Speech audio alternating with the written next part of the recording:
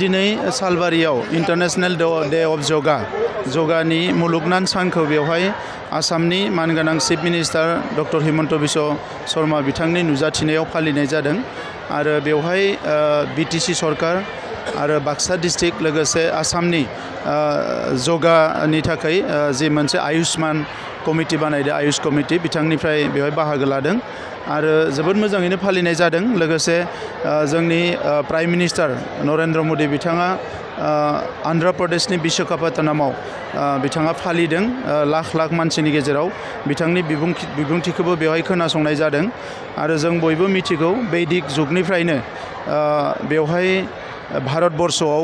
गोजाम मोनसे प्रेक्टिस जोंनि सावस्रि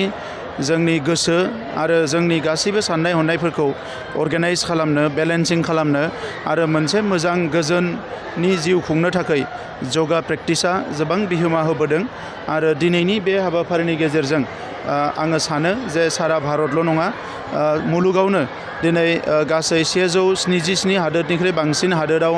योगाखौ फालियो आरो बे योगा फालिनाय हादोरफ्राव योगा फालिनाय सुबुंफ्रा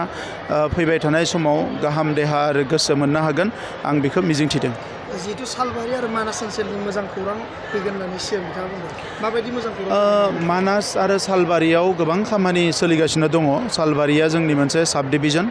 आरो बेखौ आरोबाव बेवहाय इनफ्रास्ट्राक्चारनिफ्राय लानानै गोबां खामानि मावनो थाखाय मैया मोनायाव जोङो चिफ मिनिस्टार बिथांजों सावरायदों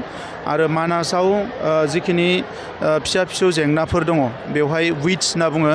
माखासे नाङै हाग्राफ्रा रज'दों जेरावनोखि गांसोनि माने एरियाया खमायलांदों आरो बेवहाय जिखिनि जुनादफोर दङ मोसानिफ्राय लानानै गुबुन गुबुन जुनादफोर बिसोरनि प्रटेक्शननि थाखाय गोदानै एक्सपेडिशन जानाय बै पानबारि एरिया बायदिसिनाफ्राव गोदान रेन्ज अफिस नांगो गोदानै डिभिजन बानायनांगो बेवहाय मेन पावार थिसननांगो बे गासैबो बाथ्राखौ लानानै मैया मोनाबिलियाव जोङो आसामनि चिफ मिनिस्टार बिथांजों सावरायदों आरो लोगोसे बड'लेण्डआव गोदानै मोनसेबाव जोङो वाइल्ड लाइफ सेन्चुरिनि थाखाय खालेंदुवार वाइल्ड लाइफ सेन्चुरि मुङाव 55 स्कुवेर किल'मिटारनि थाखाय मोनसे गोदान नटिफिकेसन थाखाय जोङो चिफ मिनिस्टार बिथांजों सावरायदों आरो उदालगुरि जिल्लायाव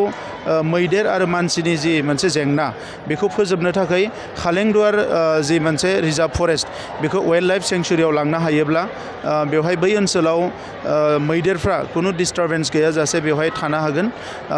बेफोरखौ लानानैनो मैया सावरायनाय जादों ओंखायनो फैबाय थानाय समाव मानास आरो सालबारिनि थाखाय मोजां खौरां फैगोन होननानै मानगोनां चिफ मिनिस्टार बिथाङा फोसावदों। जिहेतु लामा भुयापारानिफ्राय थांनाय ओरै बासबारि थांनाय लामा आरो दलं गोबां गोनांथि जादों बेखौनो मैया गासैखौबो रायलायनाय जादों आरो लोगोसे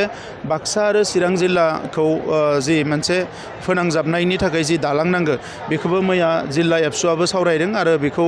गासैखौबो चिफ मिनिस्टार बिथांजों सावरायनाय जादों आं सानो फैबाय थानाय समाव लासैनो ग्रेजुवेलि मोनसेनि उनाव मोनसे खामानिखौ बिथाङा मावफुंगोन। दिनै बे योगायाव बेसेबांसो सुबुं नुजाथिदोंमोन नोंथांमोन? नैबे जायगायाव 2000 सुबुंनि मोनसे टारगेट लानानै खालामनाय जादों नाथाय सारा आसाम नाङै सारा भारत नाङैनो बे योगाखौ फालिनाय जादों।